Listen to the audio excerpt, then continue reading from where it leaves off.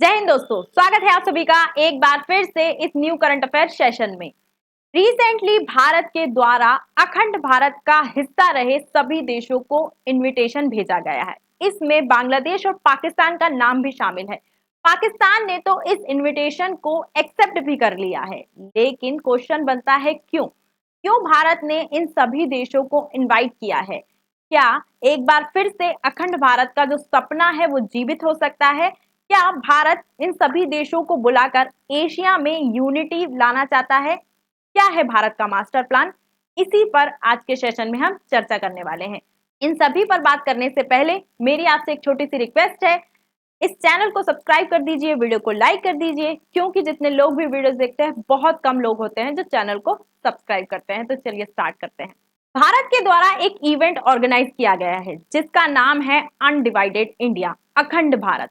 और इस इवेंट में हिस्सा लेने के लिए भारत की ओर से पाकिस्तान और बांग्लादेश को भी इनविटेशन भेजा गया है। इसमें न केवल पाकिस्तान और बांग्लादेश को इनवाइट किया गया है, बल्कि नेपाल, भूटान, म्यांमार, श्रीलंका, मालदीव और अफगानिस्तान को भी इसमें इनवाइट किया गया है तथा मिडिल ईस्ट और यूरोप की कुछ कंट्रियों को भी इसमें हिस्सा लेने के लिए आमंत्रित किया गया है। इस बात पर चर्चा करने से पहले कि भारत ने पाकिस्तान, बांग्लादेश और इन सभी देशों को क्यों भारत ने बुलाया है और ये इवेंट क्या है, अखंड भारत अनडिवाइडेड इंडिया, ये इवेंट क्यों ऑर्गेनाइज किया जा रहा है और किसके द्वारा ऑर्गेनाइज किया जा रहा है।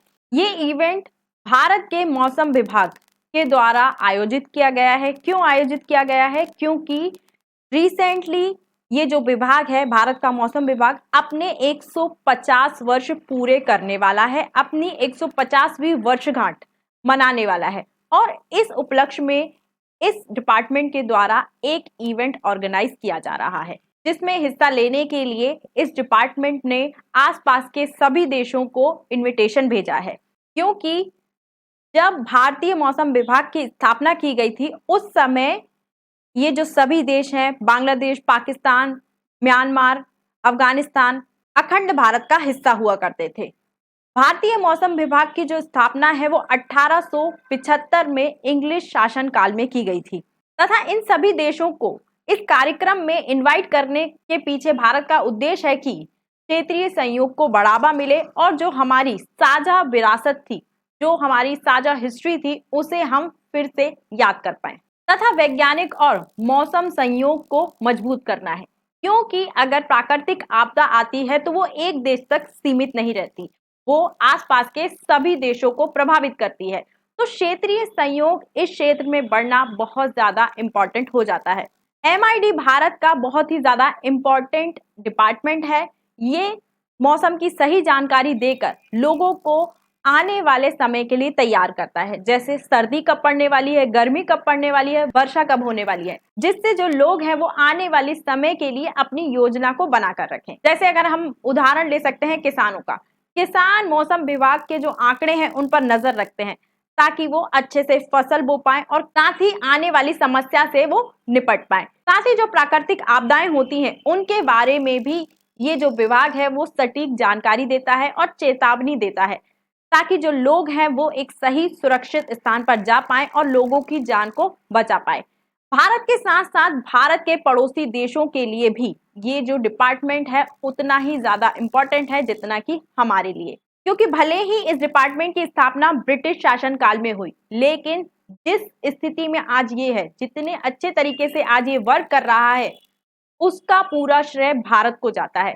और इस डिपार्टमेंट के जो आंकड़े होते हैं उनका उपयोग पाकिस्तान, बांग्लादेश जैसे देश भी करते हैं अपनी जनता को सुरक्षित रखने के लिए। MDI न केवल भारत की सहायता करता है, बल्कि जो भारत से सटे हुए देश हैं जैसे बांग्लादेश, म्यांमार, थाईलैंड, इंडोनेशिया, इनको भी सही समय पर चेतावनी देकर लाखों लोगों की जान बचाई है।